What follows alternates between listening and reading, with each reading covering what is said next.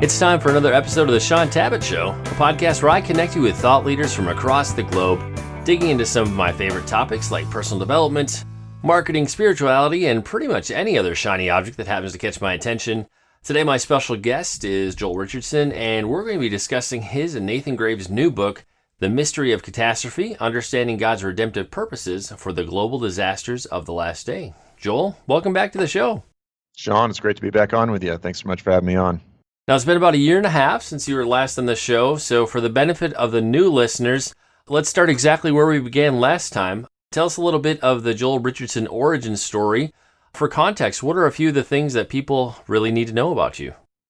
For those who have heard about me or are familiar with my ministry, I'm primarily known for some of the previous books that I've written. I've written a lot on issues such as Islamic eschatology, biblical eschatology, the relationship of those two things. But I sometimes joke with folks, and as a result of having written on biblical prophecy and so forth, I speak at a lot of these Bible prophecy conferences, and that's sort of a whole culture within evangelical Christianity. But I sometimes joke and I say, I do biblical prophecy to cover or pay for my missions habit. And so behind this, I'm involved to a handful of ministries, but a few ministries in particular. I work with one ministry called GCM. They are the largest underground sort of viral church network in the Persian world. So Iran, Afghanistan, Tajikistan, Uzbekistan, Kurdistan, and so forth. I work with another ministry called FAI, Frontier Alliance International, for the past year and a half. They have been partnering with the IDF, the Israeli Defense Forces, sending in doctors and medics into southern Syria to minister to the Muslims on the other side of the border, and as well as my co-author, which I'll tell you a little bit about here soon. He is a missionary in Albania. He and his wife have been missionaries for the past 24 years, and we partnered together during the Muslim refugee crisis as the Muslims were pouring out of the Middle East toward Europe, coming up through the Balkans, and that's really when Nathan and I connected, and we started an initiative to reach the Muslims. There was about 1 million that came through. So on the front end, most folks will see me as an author, again, writing a lot about the return of Jesus and prophecy and these things, and these are very important topics to me. But sort of behind the scenes, I'd say my primary passion really is missions and the gospel and the completion of the Great Commission. Obviously, with Nathan, it sounds like you have some common interests that would just naturally bring you together. What was it that brought you together, say, to take that friendship, that collaboration to the next level? It's one thing to do some ministry events with somebody. It's another level to partner together on a book. So tell us how that came about. Yeah, so first of all, I had first connected with Nathan, I'm not sure how many years ago it was now, several years ago. He had invited me to be a keynote speaker at a conference in the Balkans. Now, for anybody that's familiar with the Balkans, it's known for being a part of the world that because of various wars and different things, it's incredibly divided. The word balkanize means to break up into smaller, more hostile units. So he had jumped into the Balkans really in the midst of the 90s during the couple, I think there were 3 different Balkan wars, if you will. It was a real bloody, traumatic time. What he did was he gathered together evangelical leaders from throughout all of the Balkan nations, depending on how you count them. There's about 13. And even in the church, there's still a lot of racial and nationalistic tension and divisions and so forth. But he was able to get the top leaders from all these nations gathered together. And not only did he do that, but there were Baptists and there were Pentecostals. These are the primary 2 groups of evangelicals in the area. But they gathered together for the first time in history to discuss how can the church join together to reach Muslims in their midst, and what can they do to stand up against the rising tide of Islamization throughout the area. So I saw his leadership ability, I saw his sort of administrative ability, and sort of his prophetic insight, his discernment into the needs of the area, and it was masterful. So we became friends after that. Then we entered it sort of into that partnership for that initiative to reach Muslims. On my end, I helped raise funds together. We raised close to $100,000. We were putting the Bible onto micro SD cards in multiple languages, all sorts of different Christian literature, as well as the addresses of different ministries and churches in Western Europe that had said, listen, when these Muslims get here to Europe, we want to reach them. We want to minister to them, give them our addresses. So as they were coming through, again, he got all these churches together and they set up these cell phone charging stations along the way. And, these people are moving fast. So they would charge their phones and they would say, listen, we have these micro SD cards. They have the Bible, on it in your language phone. And so sort of throughout all of this that I saw someone that I trusted. Again, we really became friends. Look, the Lord takes marriage very seriously. And I've sort of made this mistake in the past. If you're going to put your name on a book with someone, you have to make sure that it's somebody that you trust, someone that you share common values with and so forth. I think because of bad experiences in the past on my part, I was very hesitant to do that. But with Nathan, I found definitely a worthy man of God. And so it's been a fantastic synergy.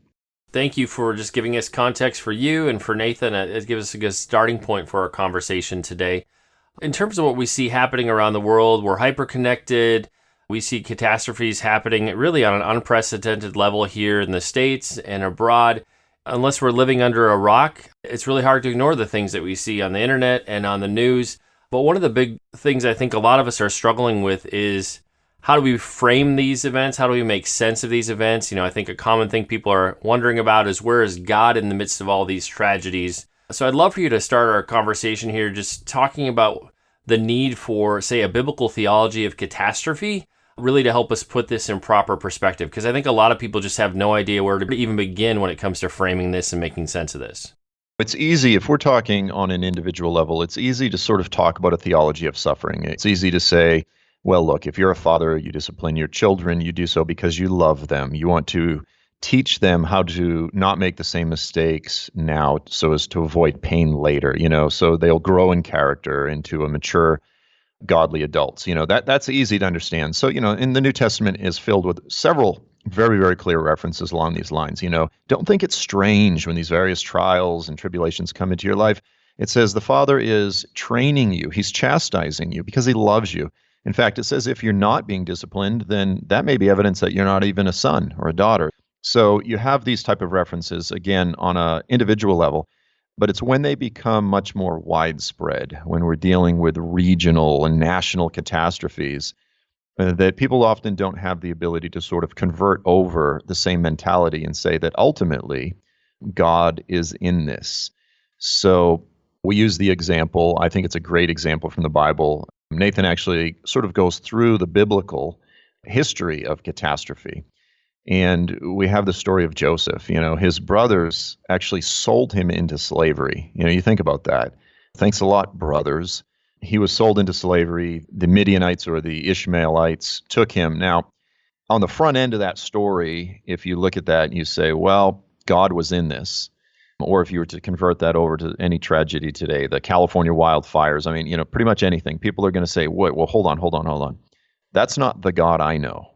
Joel, you're trying to say that God was in the story of Joseph being sold into slavery. You're trying to say that God supports human trafficking. You're trying to say that God supports slavery, that he's in that, this sort of thing. And you get a lot of emotional reactions, that are going to accuse God of being unjust, of being unloving, and all this sort of thing.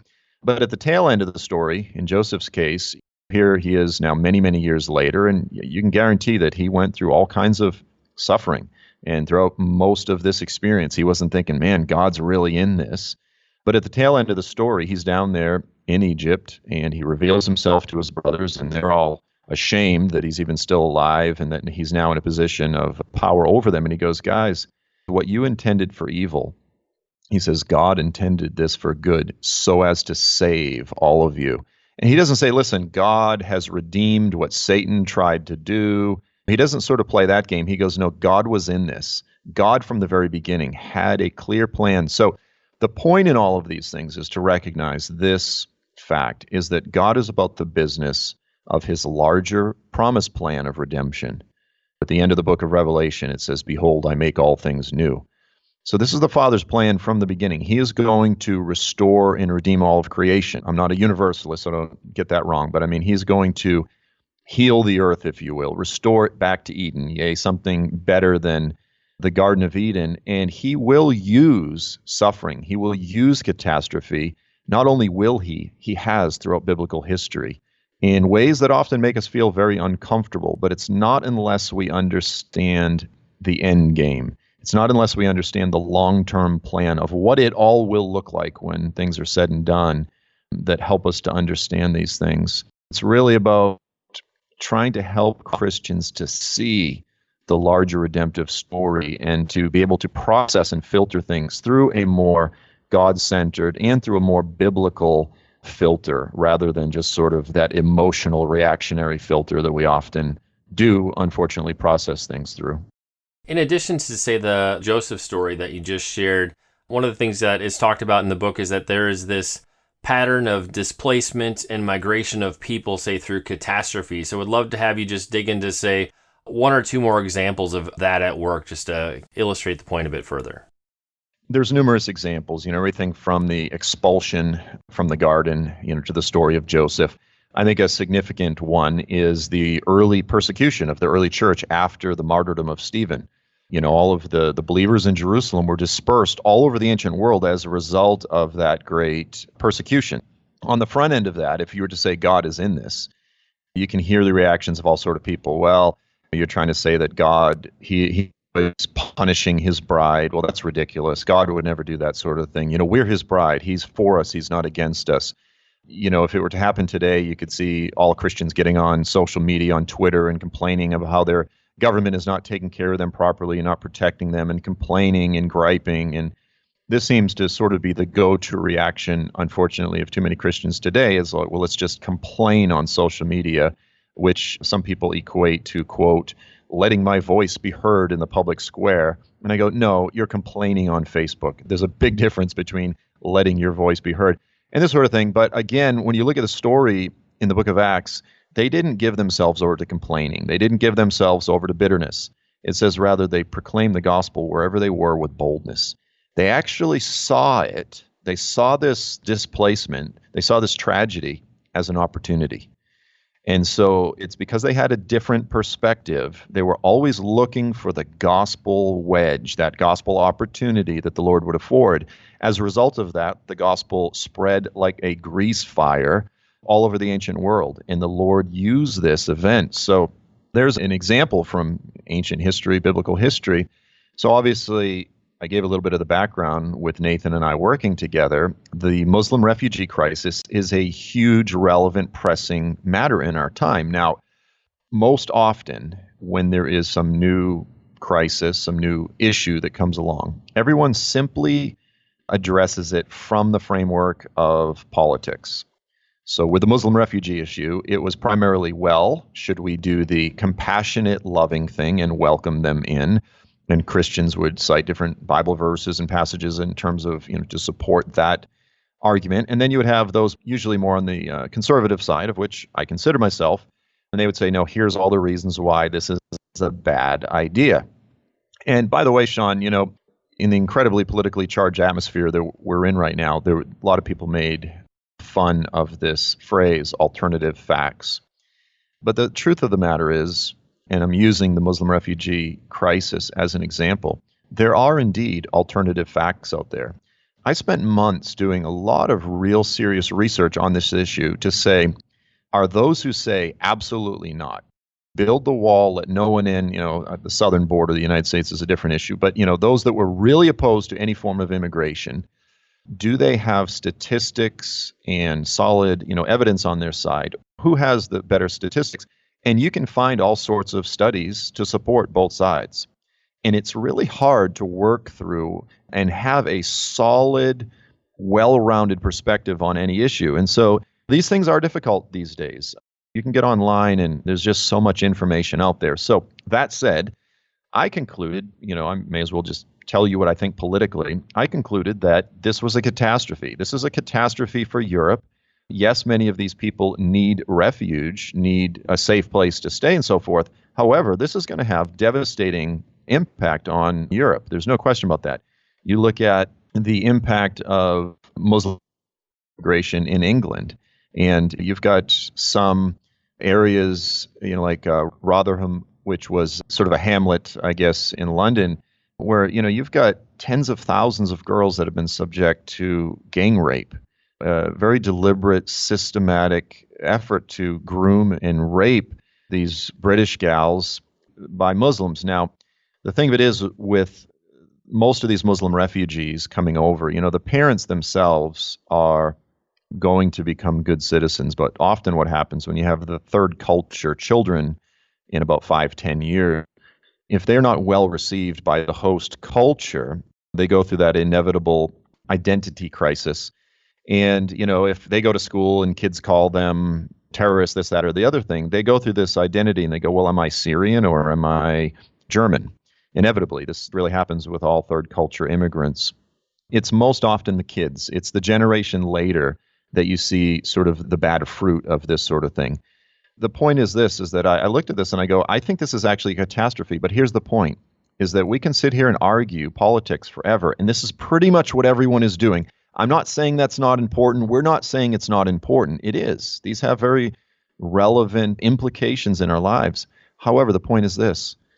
As followers of Jesus, where is the gospel opportunity? Where is the opportunity in the midst of this? Whether we're for it or against it, what are we doing to reach these people with the gospel? And in the midst of all of the political discussion, these basic questions seem to be lost. So if you say we have to reach them with the gospel, people go, well, I'm opposed to immigration. I go, I really don't care if you're opposed to it. What are you doing about it in terms of sharing the gospel? And so this is what we're trying to do. We're trying to get people to not forget the political side of things, but to gain a proper perspective, a proper priority, and to say that as followers of Jesus, we need to be gospel-focused people first, and then our politics really come after that. And it's hard in this day and age. Things are so politically charged that simple point is actually hard to get through to people. Well, I think that's one of the difficulties for a lot of people is when we have to really stop and examine this on a personal level, we have to take a hard look at how important is sharing the gospel to us and our walk with Christ. Is that something that's front and center for us? And then the other piece, I think there's a lot of fear right now because with the shifts and the changes we see in different legal systems, depending on what country we're talking about, whether or not it's okay to, say, proselytize. What would you say to the person who says, well, I just live in a lot of fear about what could happen? I'm afraid of, say, talking to these people because they're different with me. I'm afraid they might hurt me, or I'm afraid from a legal perspective. Just curious how you would respond to something like that. Because I know those are fears that people are carrying inside.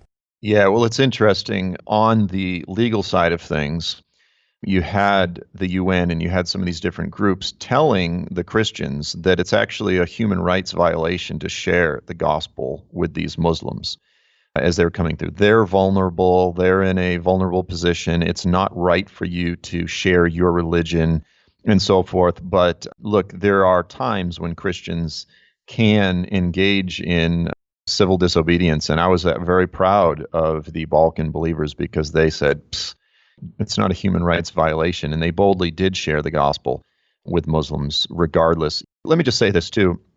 Let's just say that someone listening is a humanist, works for the UN, and they say, no, these people have a right. Here's the thing is when these immigrants, when these displaced peoples come into, again, a foreign culture, I just talked about the inevitable problem that happens with the third culture immigrants when they come of age. Maybe they're little 5, 6, 7 years old as their parents are bringing them into Europe, but it's only 10 years later that they're 16, 17, and 18. And again, if they go through this thing, they say, am I, again, a German or am I a Syrian? And they don't feel like either. The Syrians say, you're too German. The Germans say, you're too Syrian. These kids become very vulnerable to becoming radicalized. If they're going to mosque and all of a sudden you get some more radical Muslim, these are the kids that are vulnerable. But if when they come to Germany, let's say, and Holger and his wife, they meet them and they take them to soccer practice and they take them up to the local administration offices and they help them with papers and they invite them over for dinner and they share the gospel with them. Even if this family doesn't come to faith, because look, Easterners are very much more open to having religious dialogue and even debate than most Westerners. Westerners go, oh, don't share your perspectives on politics and religion with me. Oh, that you're so argumentative. Easterners don't care. They love arguing politics and religion. It doesn't offend them. And they don't feel pressure to convert because we're just here to invite them to the feast. We're not here to pressure anyone into converting. But if, again, Holger and his wife love them and minister to them, even if they don't convert, when those little 16, 17, 18-year-old, Ahmad, Mahmoud, and Muhammad are approached at the mosque to be radicalized, they're going to say, hey, listen, I understand what you're saying. However, I know Holger and his wife, and I know their family, and they love us, and I don't want to kill them. And so even if someone says, look, I don't believe in Christianity, I'm a humanist, I don't think you should be sharing the gospel, the bottom line is Christians who are engaged in this type of ministry to refugees, they're engaged in, just from a sociological perspective, they're engaged in diffusing time bombs. It blows my mind that people are so opposed, so hateful of Christianity that they would be willing to ignore the obvious benefits of engagement. Engagement on any level, if it's done with good intentions, most often is going to have positive results. But if the UN says, Christians, you can't reach out to these Muslims, you can't engage them, well then, when these refugees come into their various host countries, they're going to be left alone, they're going to feel abandoned, and they're going to be much more susceptible to radicalization at a latter point. And so to me, getting peoples of different cultures, different religions, different ideas face to face, that's almost always going to have a positive long-term benefit. It's going to actually impact both sides of the equation, both groups. That is a very encouraging and helpful perspective. From a big picture perspective, as Christians, as believers, should we really be surprised by what we see unfolding all around us? What we're talking about, catastrophes, and what we see happening on a global scale, these sound like things that are what you might call the birth pains of the final days, so to speak. So should we really be surprised that these events are unfolding? You use the term birth pains, and Jesus and God throughout the Bible, the Lord, and then, when Jesus shows up, he's always using these very clear analogies, very clear object lessons, so to speak. And birth pains is something that most humans can relate to. They're something that increase in both frequency and intensity until the day of birth. And so he likens the day of the Lord, the return of Jesus, the end times, he likens that to a birth, and the birth pains are the things that lead up to that. So you have sort of, in the Olivet Discourse, Jesus talks about the beginning of birth pangs and then the birth pangs. And so in modern terms, we're just talking, you'll have 10 children soon, so you understand Braxton Hicks contractions. On the first child, that's the one where the young couple runs to the hospital and says, I think this is it. And they say, no, this is Braxton Hicks, go home. You've got another 2 weeks. And they go, you're kidding me, this is not it? Nope, these are just the beginning of birth pains. The real birth pains have not come yet. So he uses this analogy, he uses this sort of object lesson in terms of what we are to look for. So this is something we should all understand. Now, there is a theological view within some segments of what's called dispensationalism that says that the birth pains are restricted purely to this final 7-year period before Jesus returns. And then outside of that period, we should not expect to see any particular increase in frequency or intensity.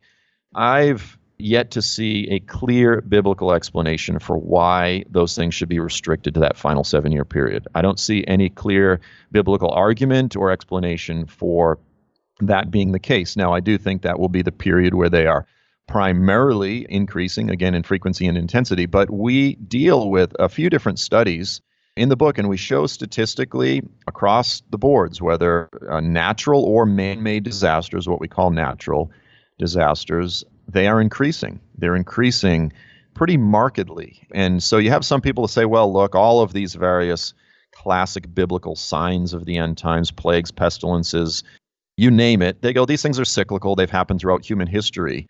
But we are only more aware of them now because of better information technology or more sensors, earthquake sensors, all these sort of things. But despite all of those things, taking into account new technologies and all this, there are a few very reliable studies that say that these things are indeed increasing. And so if that's the case, then we should pay attention, because like birth pains, as these things increase, that means that, as Jesus said, lift up your head because your redemption draws nigh. We are approaching the time of the return of Jesus. And so this is very natural. And this is why, by the way, again, I've written so much on the issue of the end times. I can get into the details. I can get into speculative future unfulfilled prophecy. I can talk about Daniel in Revelation until the cows come home. But the point is this. Look, if you can fathom all the mysteries of the book of Daniel, if you memorize the entire book of Revelation, if you have read all the books on the Nephilim or, whatever, but you don't properly apply this information, if we are just hearers of the word but not doers also, then we're a clanging gong. We're a resounding cymbal. And so that's really what this book is about. It's saying, listen, understanding what's coming, that's important. But ultimately, far more important is how should we then live? How should we respond to these things? When we see these things happening, what should we be doing? And this is really why this is, from my perspective, it's a clear pastoral and prophetic call for the church to wake up. It's not enough to recognize that the return of Jesus is drawing near. That's not enough. We have to be doers of the word also. And so for that reason, it's why I really do believe this is a very important, practical, and prophetic book for this hour.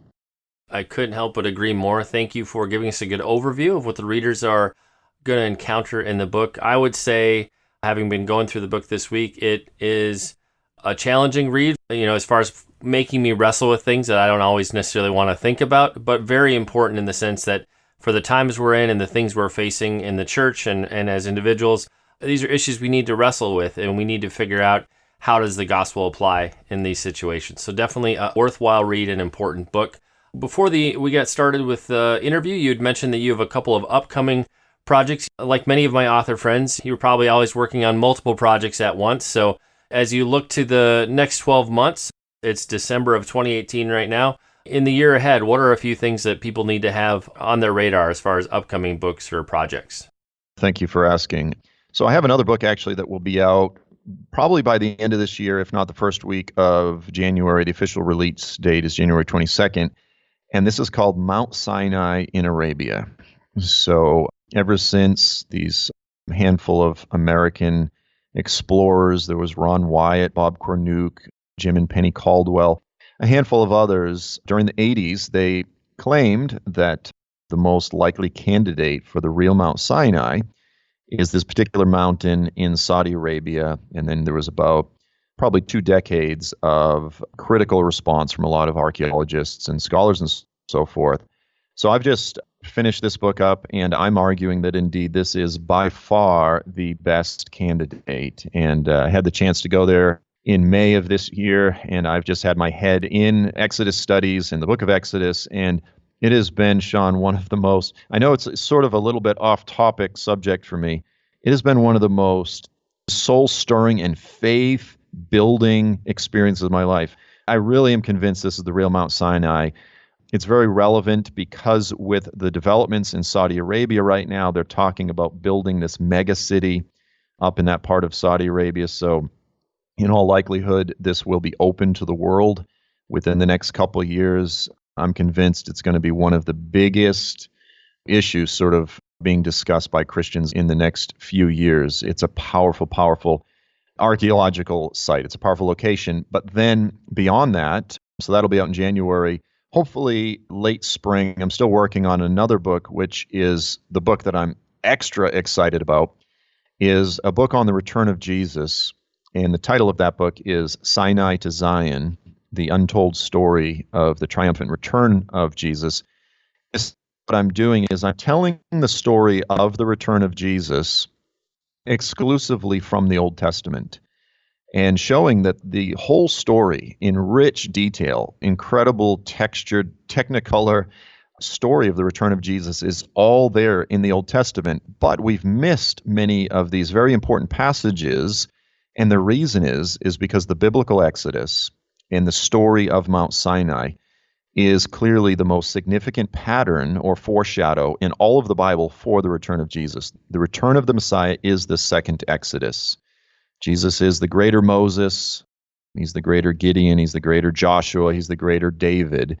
And so when you look at all of these passages, it paints the most beautiful, again, detailed, powerful picture of the return of Jesus as he marches from Sinai up through the desert up to Zion.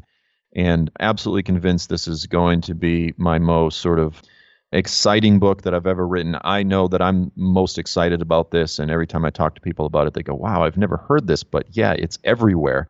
And so I really think this is going to make a big splash and just get people excited for the return of Jesus. Well, and that's saying something, because all of the books that you've written that I've encountered are rather exciting. If you're most excited about this next book, that gets me excited as well. Joel, for the listeners who want to connect with you, find out more about your current books, be sure they're in the loop for the things that are forthcoming, where are some good places that they can find you on the web?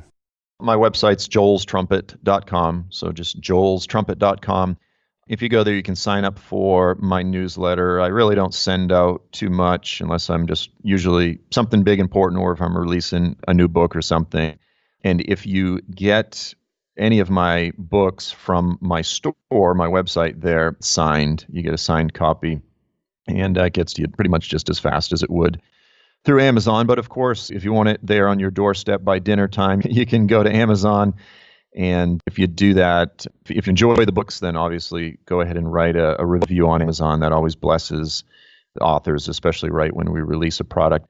And I also have a channel on YouTube where I have a show that I usually do something probably every other week, and that's called The Underground. And that's where I give a lot of updates and so forth as well.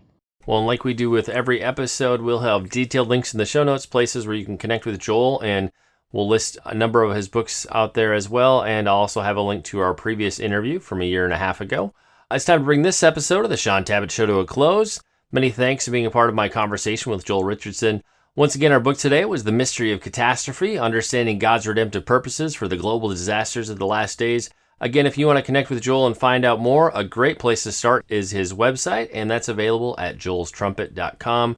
And Joel, I just want to say thanks so much for sharing with us today. It's been a great pleasure and an honor to have you back on the show. All right. Thanks so much, Shaun. I sure appreciate it. Lord bless you.